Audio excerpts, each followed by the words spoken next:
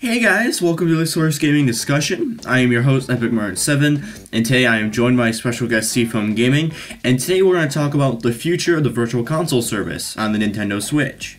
Both of us included, we have been clamoring for some sort of VC service on the Nintendo Switch, and we've gotten some weird signs that it might be coming, we've gotten some signs it might not be coming, or it's all up in the air, basically, right now. And I mean, the Arcade Archives is a way of holding us over, definitely. I mean, Hamster, I think, has been doing a pretty decent job with the release flow of these games. Unlike Nintendo, what they did with the drought back in the day. Yeah, the Virtual Console, man, it's nearly the subtitle from Gradius 3 at this point. From myth to legend, it's gone to that level because it's the longest delay from a system launch that a Virtual Console's ever had, except the DSi, but I don't think anyone wanted a Virtual Console on DSiWare. Though maybe some people did, I don't know, because I didn't grow up with a DSi with internet access. But, yeah, the Virtual Console, man, last December we have the Eurogamer rumor that talked about GameCube Virtual Console, then some sites like Nintendo LED report that it was coming on launch day, and people like me thought it was going to be a massive ultimate all-in-one gaming system on launch day, and then the basic UI, basic eShop, no Virtual Console on launch day announcement kind of killed my mood, and it still has with the system, even with now lots of great games from indies and even Nintendo themselves, obviously, with like Mario Odyssey. Like, even those new games don't excuse the fact that the 3DS's, not 3DS's, the Nintendo Switch's UI is really lame and the eShop is lacking because of the Virtual Console. But the Virtual Console does not basically mean the Switch is doomed because, well, it's doing better than the Wii U despite the Wii U having a Virtual Console, and I feel sad for the Wii U. And in the end, like, the GameCube rumor came and passed in March, but some people still believe in it, and I think Martin will explain why they're still hope for it. And they did mention a while ago that like they were working to get something along the lines of GameCube stuff on the Switch eShop. They mentioned in an interview after the Switch launched. And also the NES and Super Nintendo games were confirmed not as Virtual Console but as online games for the Nintendo Online stuff. And Nintendo 64, Game Boy Advance, and Game Boy Color games were up in the air. But we also got another rumor that said that Nintendo did, of course, the infamous Mother 3 rumor, that they have something complete of Mother 3 but don't know how to release it. So that implies that someone's working on retro stuff for Nintendo. And we all thought that the whole Iwata Armawari, however you pronounce the tribute to Iwata, with the Frog emulator, we thought that was Virtual Console. It's gonna be the ultimate Virtual Console. We literally unlocked the Millennium Puzzle to get to Virtual Console. But instead the Millennium Puzzle turning us into Virtual Console Lami Yugi, it instead was just a tribute that's, well, kind and nice. Basically here's what, just commenting on Flog for a minute. I just think it's kind of saddening that and this is how, I'm going to go back to a tweet that was made by Skyers M, who is a well-known Nintendo modder and very, like, highly knowledgeable in the Switch's internals. Basically, and I'm going to quote this from what they said, because we all know what happened. Flog got removed, okay? It didn't just get removed, it got replaced with garbage code that literally does nothing, and like you Exactly, like, I don't want to stop you right there, but it makes it kind of sad, kind of, like, it kind of drives the nail into the coffin. Basically, it says, all code to launch it removed, and flawed executable overwritten with signed garbage. Like, yeah, it's a valid programming term, but it literally just shows, like, how fast they were swift to remove that. You know when people are starved for Virtual Console when they want to play the original NES Golf of all games on the Switch. It's, it shows how people are starved for VC, and although I think it did kind of mean a lot more than a lot of people think it did, because to me, I think them removing it kind of was bigger, because, yeah, the golf game was meant to be in, however you pronounce it, Omamori, I think is how you pronounce it. It was meant to be a charm, essentially, and people technically opened that. It was basically, if you think about it, the greed for Virtual Console that really opened that up, and now it's being called, now it's being Iwata's removed. box. It's pretty much Iwata's box, essentially. You know, that being open kind of ruined it. Although some people have said that they might replace it in the future with another game, so who knows, really? Imagine if they replaced it with Pokemon Gold and Silver, then everyone would be agonizing how to play it. Oh my gosh, I can imagine the riots at Nintendo headquarters right now. We want this game in the public, we want this game in the public. Unlock the Millennium Puzzle! Exactly. We're gonna get more of those how to play Luigi and Super Mario 64 type rumors. So, you know, you gotta throw the Switch on the ground in order to access it, or you gotta jump off a skyscraper onto the Switch, body slam it, just like Hogan did with Andre the Giant to play the game, you know? You gotta do the whole Mega Range installing with the Switch and hit A, B, B, A, B, and then magically strap it onto your wrist like a cell phone to launch it. And then you get to play the Power Rangers fighting game on Super Nintendo. And then after you beat that game, you get to play Gold and Silver. I don't know. I miss those internet rumors, but... Anyways, yeah, it was interesting that Flog was removed due to that incident of data mining. But I also wanted to talk about what was added in 4.0 as well, because when things are removed, things are also added. And what was added was JIT support. Now, I know a lot of you probably were like, okay, what is this guy smoking? What is he talking about? And what I'm talking about is a type of programming, a way of using code within the Switch.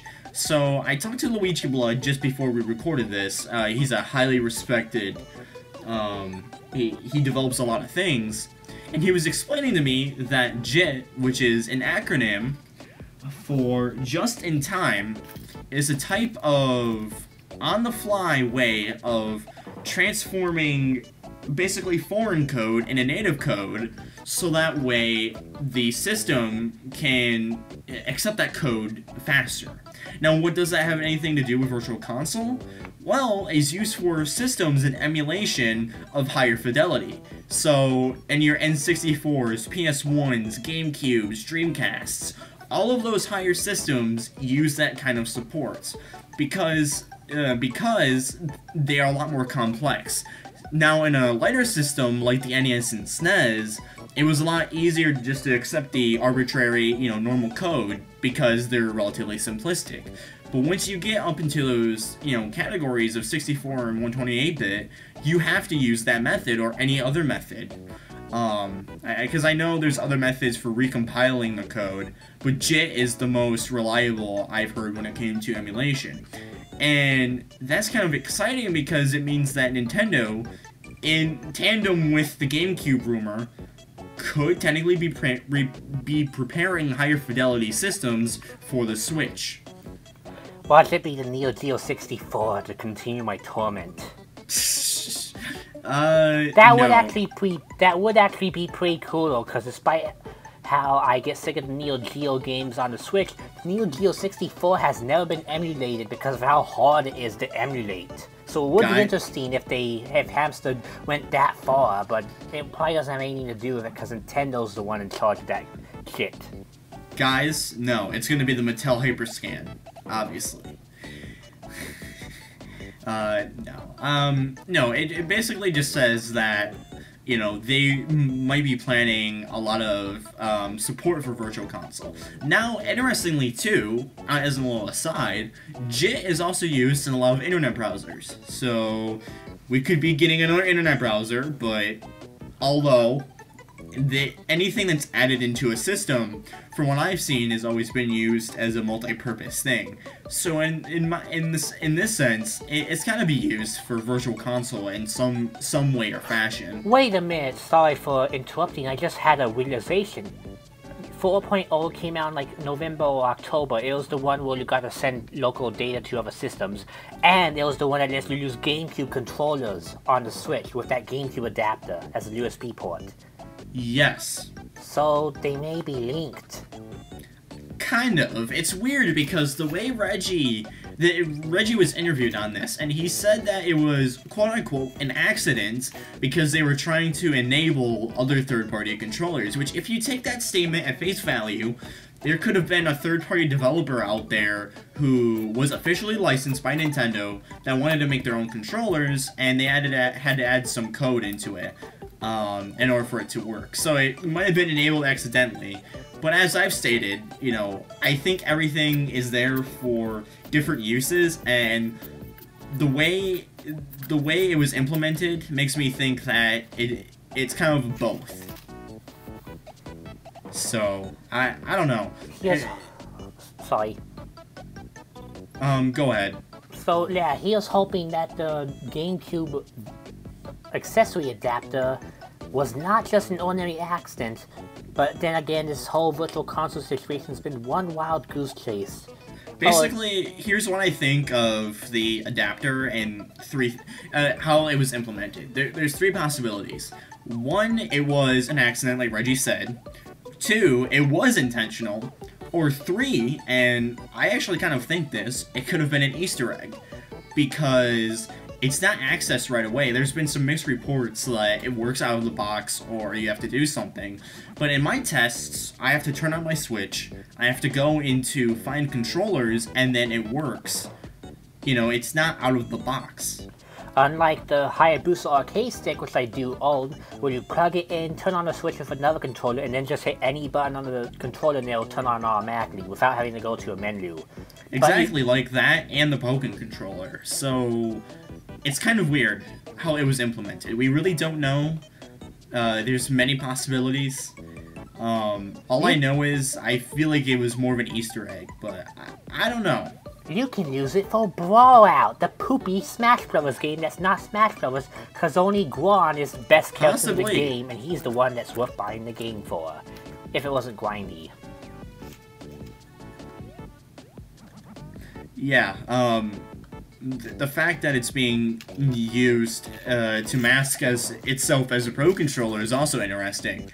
So you can use it in other games too, which is pretty cool. Yeah, I haven't actually tried the GameCube adapter because I've been using my real GameCube for some playthroughs of Game Boy Player games, but it makes me wonder how it would work with the, Arcade Archives games this discussion was about, and also some future games like, the actually Brawl, which I joked about because, you know, Smash Bros. Clone and GameCube is Smash Bros. Territory. Wonder if they adapt it to that, and maybe it'll work in games like Blaze Blue Cross Tag Battle or the Street Fighter Collection. Like, actually worked good in terms of button layouts. Yeah, that is pretty interesting, I will say. Yeah, the GameCube controller could be used for future compilations, if officially, unofficially, by third-party developers that know what the buttons equal on the GameCube controller. So I could see some fighting games adding, the GameCube controller is kind of outdated. Some, especially Smash Bros., they can add a support for it officially by mapping this to that and this to that. Definitely. The only thing I wish they would fix is the shoulder buttons. Mainly because the GameCube has analog shoulder buttons, and you have to press the buttons all the way down instead of like a halfway press to equal the trigger buttons of the Switch Pro controller. So it's just more effort than needs to be, but other than that, works pretty fine. Hopefully they'd fix that in time if they were going to release GameCube Virtual Console. So then again, we all thought that when Smash Bros. For Wii U had a GameCube adapter, and then in the end it was just Smash Bros. That used it. But it was still a good adapter, and, for people who got it, it's worth using. Definitely, and another thing too I want to bring up, and this might be the final thing we talk about, is the whole debacle with Nintendo of Italy with the online service, because on one hand, it said on the website that the online service was delayed till fall of 2018, which is the second delay, mind you, and it's literally the other side of the year. You know, we haven't even gone into 2018 yet. And by the time we're recording this. And the last time it got delayed was ironically the day or the night before me and Martin recorded the Virtual Console discussion in June. So I am officially, at this rate, considering how the timing is, I'm the bringer of delays for this thing, and I hate it. I do think, though, that we'll probably get some more answers in the Nintendo Direct that's pretty much locked for January because of that EA leak. So, here's hoping it'll be good. I get so anxious whenever I hear about these, well, Directs, because, you know, they could just talk about stuff we already know about, like ARMS and Splatoon. I mean, it could be a Direct, hell, it could be what they did last year in a full event, but I think most of us are just thinking it's going to be a Direct anyways, so I think what they would do... Then again, the Direct for the Wii U that confirmed Breath of the Wild, Earthbound, the Virtual Console for the Wii U was on my birthday in 2013, and that was the best birthday present ever. So I hope the January Direct won't be on my birthday, but I at least hope it'll, you know, be a good sign considering the past big Nintendo Directs in that month. Oh yeah, hopefully. That's definitely something they really need to do, is blow everything out of the water for 2018. We definitely, and we're not going to get into this too much, obviously. They need some release dates for some games and all of that, and announce some new titles for us to look forward to. You know, not just E3. So, and of course, give the Switch UI personality, aka music, themes, anything folders, at least folders, so I can organize my Neo Geo games by Leah. My OCDs drive me mad. To be completely honest, I think the UI was made that way, so that way they wouldn't really have to worry about tons of maintenance, because a UI that's simplistic is easier to maintain. And they knew that the Switch coming out in 2017 was more of a pre-launch than anything else. But yeah, but it feels like an Android tablet, and Android is, well, bad for me. I programmed for it, so yeah. Anyways, do you have any final thoughts? Well, before we go, because I'm still saw in the comments outside, the inevitable comments wondering why my voice is the way it is, I'll point to Eternal Memories for that. Yes, I did not forget about the Psychov zero-div releases of the shooters like 1945 Strikers and Gunbird. The reason I didn't talk about them is, well, there's only a couple of them. They run on Dreamcast Naomi hardware. Gunbird got pulled because of a supposed exploit/ESRB rating issue. And there's really not much to talk about with them compared to the Arcade Archives because, well, they don't even have online leaderboards. It's literally Arcade Archives with the games themselves and nothing else. Okay. Yeah, I mean, basically, as you talked about, you know, before we did this discussion, it's literally just a reskin, essentially. Like, the sound effects and the UI of the Psychov releases are the exact same. The only thing bad about is that the orientation for going the vertical mode is a lot easier to set up than on the hamster. But literally outside that, there's no way to save state, there's no way to online leaderboards. It's still good, they're worth picking up. I recommend Gun Village, it's a fun breakout clone. But outside that, yeah, it's not really worth talking about. Yeah, definitely. But I think what we should be worried about now is using Arcade Archives as a way to kind of look to the future and what it might mean for the Switch in terms of Virtual Console. Because everyone is excited for VC on the Switch. I mean, and thinking about taking GameCube or Wii games on the go is just insane. Or just letting me play Castlevania 3 for the Famicom because of the import feature. Actually, wait, I figured out one more thing we can talk about real quick before this discussion ends, and that is the Nvidia ports in China of Wii and GameCube titles. GameCube titles? I knew they had Wii... Oh, well they had... No, Metal Gear Solid 3 wasn't a GameCube game, that was Twin Snakes. But yeah, they did have Wii ports for the Nvidia Shield for China because, well, China's dumb and they banned stuff, so they had to get around the ban. Right. but it kind of brings out an interesting case, like, considering most of Nvidia's hardware for the Shield is similar to the Switch, you know, could they maybe share the same thing? Like, could they release those Wii ports on the Nintendo eShop? I'd gladly play that Twilight Princess port they released. I think Twilight Princess is what they released for the Zelda side. Actually, even Skyward Sword, because I think they don't use motion controls. I think they just use buttons. I know Mario Wii uses buttons, and that game had you shake the Wii remote to do spin jumps. I'm going to laugh if they release Melee and the Shield in China with fully up-res 1080p textures, and only in China, because that'll essentially be the Melee HD everyone wants, and it'll just be exclusive to China with wireless controllers.